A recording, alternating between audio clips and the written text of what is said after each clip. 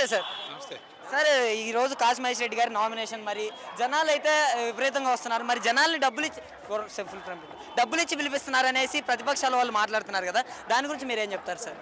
ఈరోజు మరి తెలుగుదేశం పార్టీ వాళ్ళు చూడాల్సింది ఒక్కటే, వీళ్ళందరూ డబ్బులు ఇస్తే వచ్చేవాళ్ళు కాదు.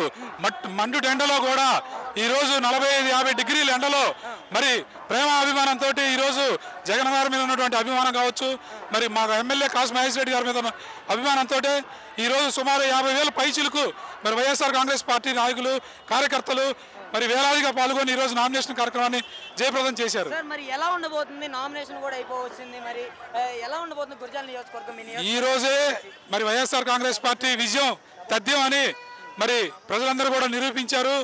మరి మొన్న జరిగినటువంటి వాళ్ళ నామినేషన్ రోజు మరి 5,000 నుంచి 7,000 మంది మాత్రమే వచ్చారు.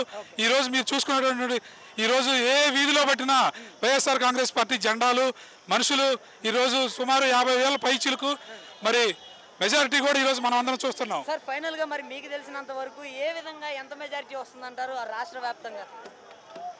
సీఎం గారు చెప్పినట్టు వైనాట్ 175 అనేది ఈరోజు కళ్ళకు కట్టినట్టుగా మరి మనం అందరం కూడా ఈరోజు ఈ నామినేషన్ కార్యక్రమంలోనే చూసాం. Okay, thank you sir.